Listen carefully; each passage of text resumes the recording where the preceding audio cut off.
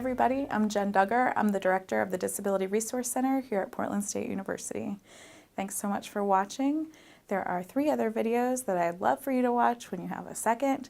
Otherwise, you can always call our office if you have any questions. This video is for providing accommodations that are listed on the faculty letter. So note takers, you may be familiar. It's a very commonly provided accommodation. Our office generously provides this accommodation for faculty, so we connect with classmates who are already taking really good notes for themselves, and we ask them to upload those notes online to our database so the student with a disability can go in and pull those notes down confidentially. We sometimes do need help in finding note takers when no students reply to our email requests. So you may get an email from us asking you to make an in-class announcement. That's only because we've tried a couple of times already with no luck.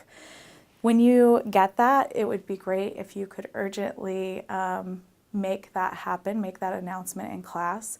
Additionally, if you felt compelled to do that before we ask you, that would obviously be great. There's no obligation to do that, but we always really appreciate the additional support in that way. Ergonomic furniture is something that our office also handles for students who have disabilities, for students who may be larger or who may be pregnant. We make sure that there's seating that's accessible and comfortable in class on campus. And so you yourself may feel like maybe you need an ergonomic chair, and I want to make sure that you know, as faculty or as TAs, employees of the university, you would receive those accommodations through human resources. Otherwise, students are referred to our office so that we know where to place the furniture on campus. And we will make sure that the chairs are there, but as faculty, we also need your help in making sure that just the students who need access to the furniture are using it. Sometimes that shiny, comfortable chair is just calling out to students who don't actually have the accommodation. So we could really use your help in making sure that our students are actually getting access to their furniture. So in working with service providers on campus, this can be a challenge. It can also be really exciting. We currently have American Sign Language interpreters, real-time captioners, and classroom assistants who may be in your classrooms providing a service to a student who has a disability. It's really important that you work with this person in order to make sure that the student is receiving the service and the access that they need in order to be successful in your class.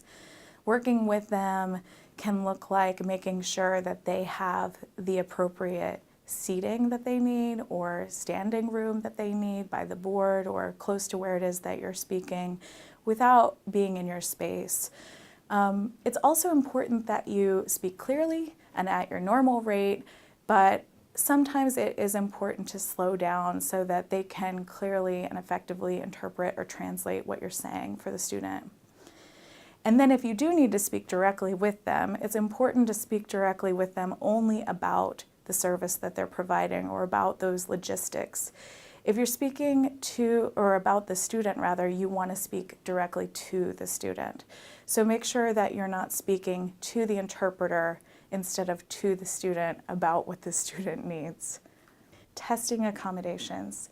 So almost every student who works with the DRC receives testing accommodations. And this can be rather challenging to provide as a professor, especially an adjunct or a TA who happens to be in charge of the testing.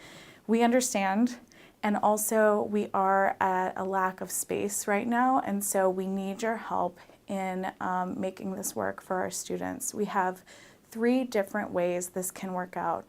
One is that you would arrange for a space and a proctor within the department. It might be you, and it might be the classroom that is typically used for your class, maybe on a different day or time, but you could do that yourself, or you could ask someone in the department to do that for you. Some departments have more resources than others, some have more staff than others, so we just ask that if that's a possibility, you go with that first.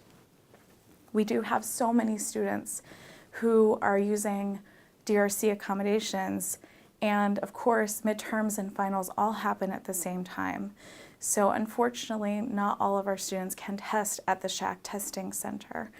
But for those who need to, because you don't have a space or a proctor within the department, they can test there.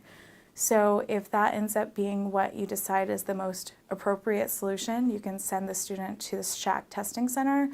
They'll work to schedule an appointment on the right day and time, and then let you know what has been scheduled so that you can get the test to the center on time. If options number 1 and 2 do not work out, maybe because you can't find a test location or proctor and SHAC testing also is booked, you can contact the DRC, you can contact me, and we will work to find a solution for you. We have an obligation to make sure these students are taken care of and that they get the access they need for their test. So I might reach out and secure a conference room that is not within your department, and I might find someone who has time and the ability to work from a laptop, for example.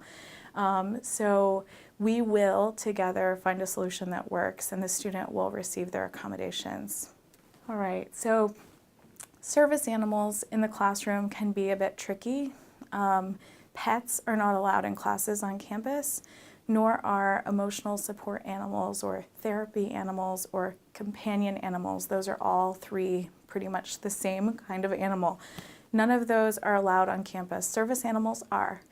And according to the Americans with Disabilities Act and our own assistance animal policy here at PSU, we have 2 questions that we can ask people in regards to their animals to find out if they are in fact service animals. So we can ask, is the dog required because of a disability? And you will notice that I didn't ask, what is your disability? The second question you can ask is, what work or task has the dog been trained to perform?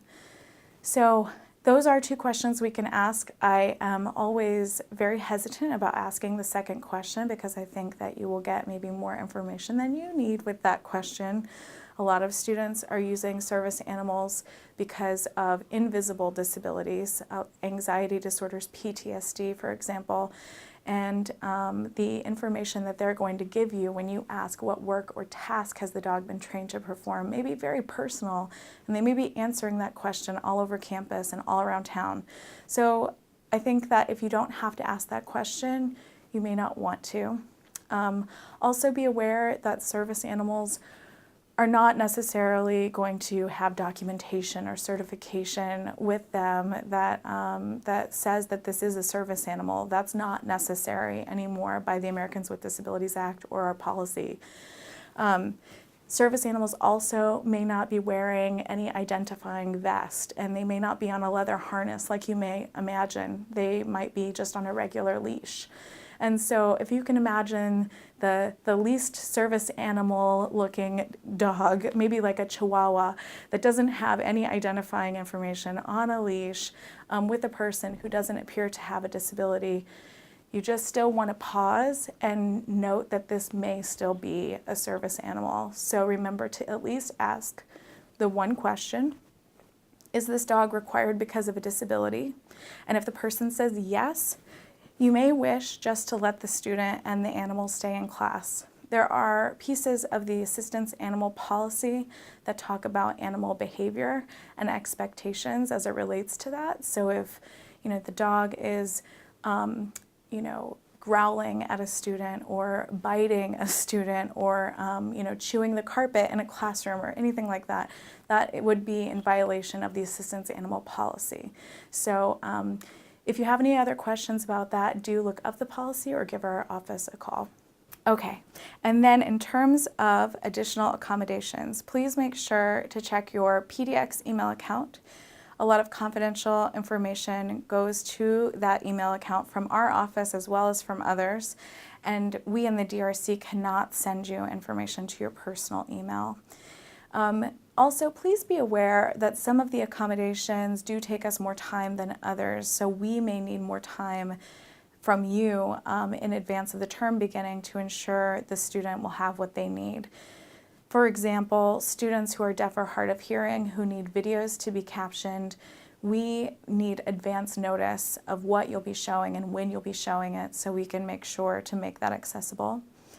In addition to that, students who are blind or visually impaired also require that we put some additional time and energy into making documents accessible for them as well. So again, we may ask for your syllabus, maybe a course reading schedule for your textbook in advance of the term beginning so that we can make sure we're on the right track. And finally, if you ever feel like any accommodation fundamentally alters the learning outcomes of the course, we really want you to let us know. We in the DRC will be able to put together what we know of the student and what we know of your syllabus, of the learning outcomes of your course, to come up with a solution that is reasonable. And so that's what we're here for. We want you to reach out to us if you have any concerns in that way. All right, so thanks so much for joining me, and I hope that you enjoyed this, and I hope you enjoyed the other videos as well.